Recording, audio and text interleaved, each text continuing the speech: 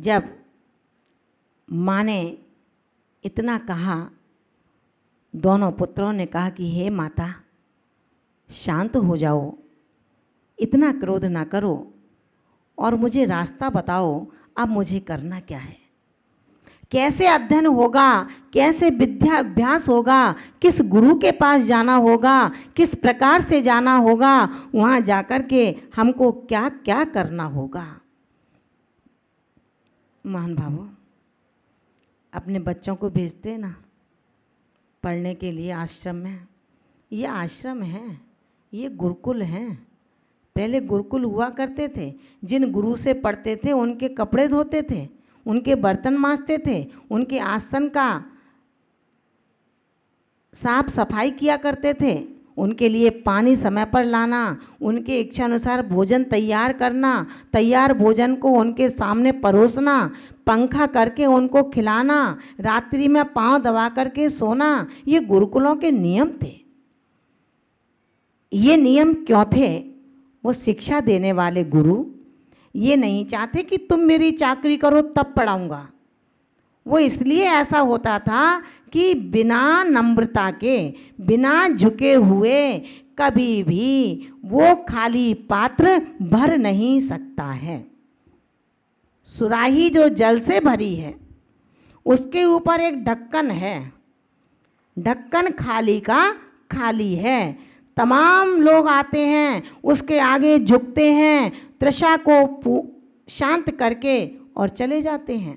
उस ढक्कन ने कहा कि रे सुराही, तेरे सर पर जब से तू है, जब से मैं हूँ, लेकिन तू सबको, सबके कंठ गीले कर देती है, मैं सूखी की सूखी हूँ।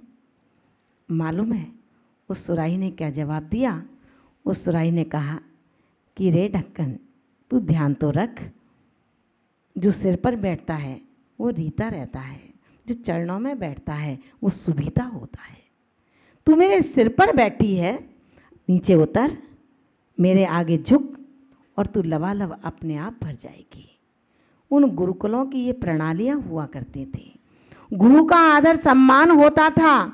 गुरु अगर आ गए तो लेटा हुआ शिष्य भी उठकर बैठ जाता था। दो मित्र बात करते हैं तो अलग अलग हो जाते थे। ये गुरु का सम्मान होता था।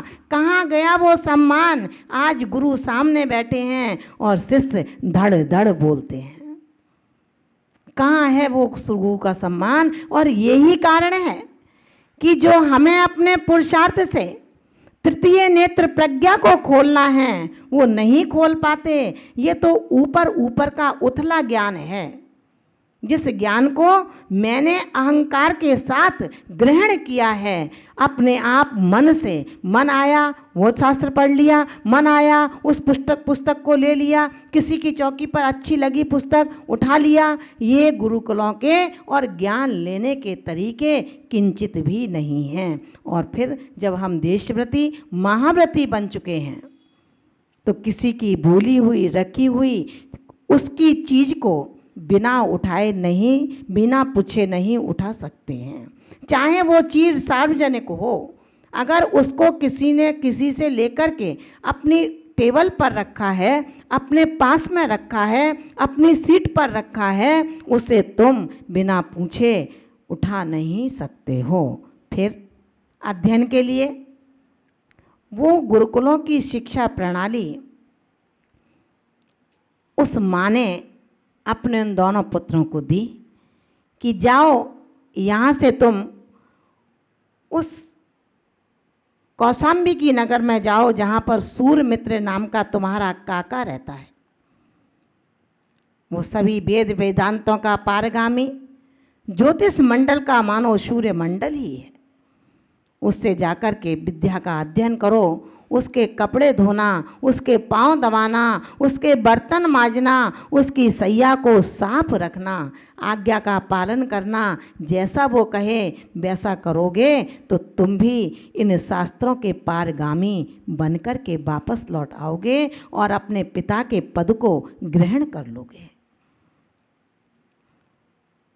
आज के बच्चों को तो मोबाइल दिला दिया जाता है, बेटा जब याद आए और कोई तकलीफ हो तो मुझे यहाँ सूचना दे देना।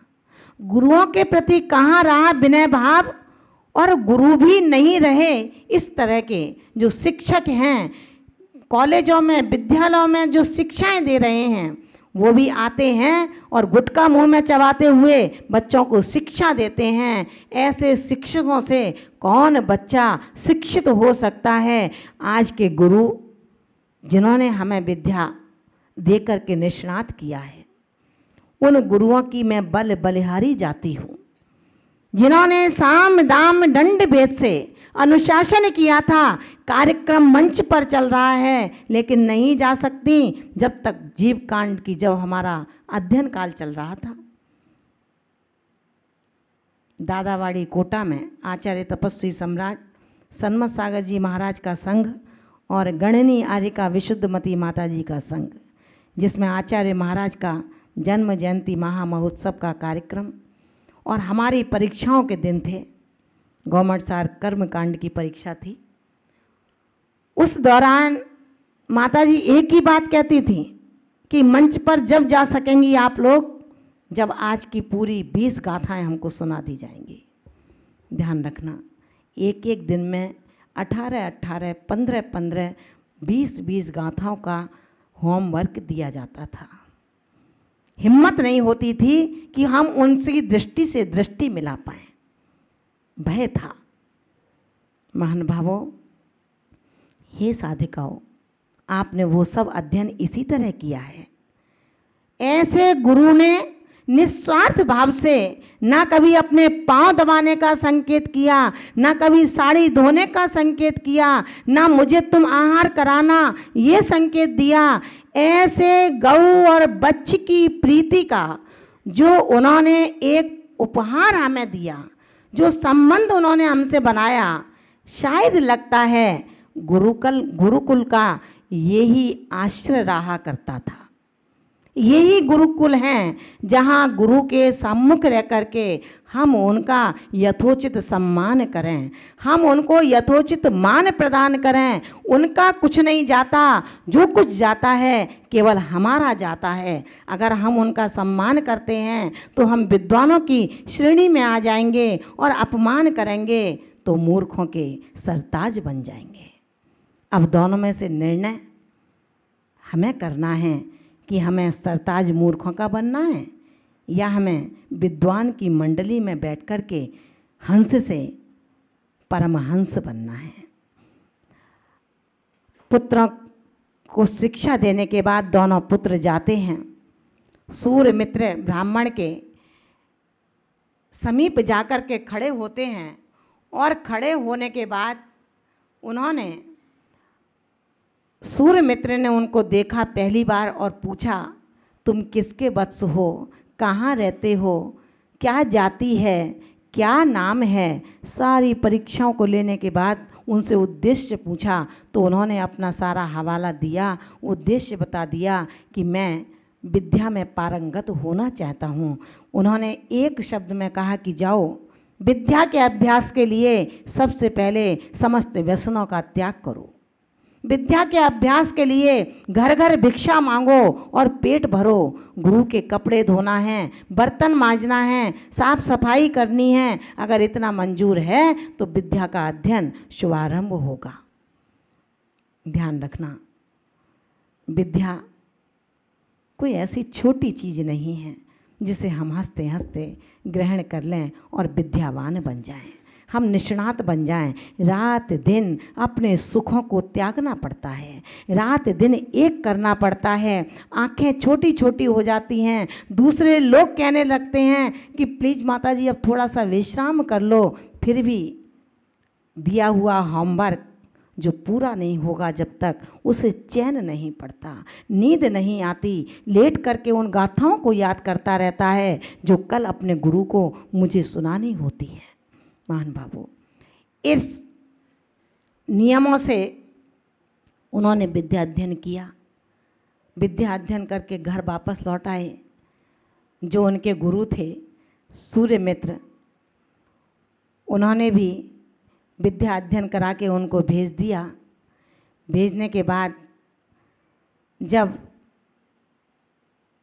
घर पर आते हैं राजा के दरबार में जाते हैं, अपनी योग्यता का परिचय देते हैं और योग्यता का परिचय देने के बाद उनको पुरोहित के पद पर आसीन कर दिया जाता है। एक दिन अनायास जो सूर्यमित्र थे उनको राजा ने एक अंगूठी दी और अंगूठी सूर्य को जल देते हुए नीचे गिर गई। नीचे गिरी तो वो चिंता में हुए। उन्होंने कहा कि अब राजा को क्या जवाब दूंगा। याद आया कि अपनी नगरी के अंदर अष्टांग निमित्तक शास्त्र के जो ज्ञाता हैं, ऐसे स्तुधर्म नाम के मुनि विराजमान हैं, उनके चरणों में गए और जाकर के कहा कि हे भगवान, मेरी अंगूठी कहीं गिर गई है, क्या आप बता सकते हैं। उन्होंने कहा कि चिंता ना करो सूर्यमित्र, कल प्रातःकाल जल्दी जाना।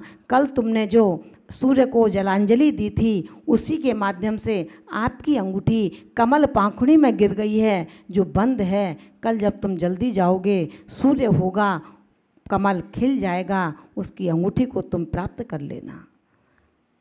मुनि वाक्यों को सत्य मान करके सो जाता है। प्रातःकाल जाता है, अंगूठी जैसे बताई थी मिल जाती है। विचार करता है कैसे हैं ये दिगंबर मुनि,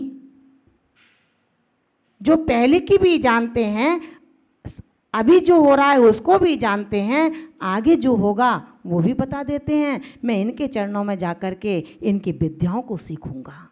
एक लोभ आ जाता है, विद्याओं को सीखने जाता है, मन में धारणा बना लेता है इनकी विद्याओं को सीख लूँगा और विद्याओं को सीखने के बाद मैं छोड़ करके चला जाऊँगा। निवेदन करता है कि हे भगवान, मुझे भी अपनी जैसी ज्ञानेश्वरी दीक्षा दीजिए और ज्ञान दीजिए, मैं ज्ञान सीखना चाहता हूँ। मुनि ने कहा कि भाई, तुम दीक्षा लोगे तो ज्ञान तो तुम्हें स्वयं हो जाएगा, क्योंकि दीक्षा लेने वाला विनम्र होता है, शिक्षित होता है, व्यवहार कुशली होता है। मन में उसने जो कटुता रखी थी, स्वार्थता रखी थी, उसने जब दीक्षा का प्रसाद गुरु से संस्कारों से प्राप्त किया, उसके बाद वो दीक्षा के उपरांत गहन अध्ययन में लग गया। शास्त्र के स्वाध्याय से अब वो समग्र दृष्टि से सम्यक दृष्टि और दृढ़व्रती हो गया। कहा गया है, शास्त्र रूपी अग्नि में पड़कर भव्य पुरुष मणि के समान निर्मल हो जाता है, सुशोभित हो जाता है, और खल दुर्जन पुरुष अंगार के समान दीप्त हो जाता है। पीछे भस्म होता है, राख हो जाता है। दोनों में अंतर है। जो शास्त्र रूपी अग्नि में पड़ता है वो ऐसा भव्य व्यवहार कुशली विनम्र आत्मा निखर जाता है, सुधर जाता है, और जो अहंकार की पोटली बांध करके रहता है, जो झुकना नहीं चाहता है, ऐसा अहंकारी आत्मा अंगार की तरह सुलगने लगता है।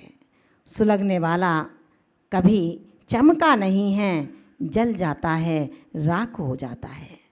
वो सूर्यमित्र तीव्र तपश्चरण में लग जाते हैं और समय पाकर उन्होंने आज्ञा मांगी अब कि भगवान, अब मुझे आज्ञा दें, मैं कौशाम्बी की ओर जाना चाहता हूँ। आज्ञा दे दी गई। उन्होंने वहाँ उपवास किए और पालना के लिए जिन पुत्रों को शिक्षित किया था उन्हीं के यहाँ पर चले जाते हैं। अग्निभूत और मरुभूत दोनों भाई का परिवार बड़ा, शादी हुई, पुत्र हो गए। जब अग्निभूत बड़ा था, विनम्र था, सारी विद्याओं को पढ़ने के बाद उसके अंदर नम्रता का एक ऐसा दिग्दर्शन होता था। जैसे ही सूर्यमित्र दरवाजे पर आए, नवदा भक्ति से उनका यथोचित दाताओं के जो गुण होते हैं उनके सम्मेलन के साथ उनका आहार कराया। आहार कराने के बाद कुछ समय के लिए वो मुनिराज उसी परिवार में घर के बीच में बैठे। अग्निभूत ने सबको बुलाया, नमस्कार करवाया, परिचय दिया, ये मेरे विद्या गुरु हैं जिन्होंने मुझे ये पहचान दी है। मरुभूति को आवाज़ लगाई कि मरुभूति आओ, अपने गुरु पधारे हैं, इनके दर्शन करो, नमस्कार करो। कहा है, सज्जन गुणों को ग्रहण किए बिना नहीं रहता और दुर्जन दोष को कहे बिना संतोषित नहीं होता। इसी तरह सज्जन जो अग्निभूत था उसने उनकी पाद प्रक्षालन करके पादों को दबाया और मरुभूति को बुलाया। मरुभूति ने कहा कि भैया क्या बात करते हो, इसकी मैं स्तुति करूँगा, इसको मैं नमस्कार करूँगा। जिसने मुझे मेरे अपने कपड़े धुलवाए हों, जमीन पर सुलाया हो, भिक्षा मांगकर मुझे पेट भरने की आज्ञा दी हो, ऐसे गुरु को मैं गुरु नहीं मानता हूँ। इसकी तो आरती क्या, स्तुति क्या, इसको तो मैं मारूं, मेरा तो ये मन होता है। तीव्र कसाय के परिणामों से उन्होंने उन गुरु सूर्यमित्र को अंट संट बोल करके तिरस्कृत किया, लेकिन सूर्यमित्र निंदा और वंदना के अवसर पर शांत मध्यस्थ परिणामी बने रहे। उन्होंने कुछ भी नहीं कहा और वहाँ से जाने लगे उस जंगल की ओर, जिस जंगल के बैठ कर के दुर्धर तपश्चर्या जिनको करनी थी उनको छोड़ने के लिए साथ में अग्निभूत भी जाता है। अग्निभूत जब वहाँ पहुँचता है तब विचार करता है कि ऐसे परिवार के बीच अब क्या जाना जिसमें मेरा छोटा भाई मेरी बात नहीं मानता। मैंने कहा मुनि को नमस्कार करो और उसने नमस्कार नहीं किया, वरन उल्टा सीधा बोला। उस भाई के लिए उसे कष्ट होता है और घर के बंधनों को तोड़कर सूर्यमित्र के चरणों में दिगंबरी दीक्षा को स्वीकार कर लेता है। जैसे ही ये बात अग्निभूत की पत्नी को पता लगी, पत्नी ने अपने देवर मरुभूति से कहा कि देखो तुम्हारा भाई तुम्हारे असद व्यवहार से, तुम्हारा भाई तुम्हारे लोक निंदित व्यवहार से अपने घर को छोड़ करके मुनि पद को धारण कर लिया है। तुम्हें धिक्कार है ऐसे भाई को जिसने अपने भाई का तिरस्कार किया है। जो मुनि का तिरस्कार करता है वो अपने परिवार का तिरस्कार करता है, अपने धर्म का तिरस्कार करता है। लोक वंदित पदवी को तुमने आज तिरस्कृत किया है। इसका अपमान जो करता है वो कुगति में जाता है। इतना सुनकर मरुभूति को इतना क्रोध आता है, क्रोध का कोई पारावार नहीं रहता। आंखें लाल लाल हो जाती हैं, मुंह से लार टपकने लगती है, शरीर कंपायमान हो जाता है और क्रोधावेश में उस भाभी के एक लात मार देता है कि जा देखता हूँ कौन है ऐसा जो मेरे भाई को मुनि बनाने की ताकत रखता है।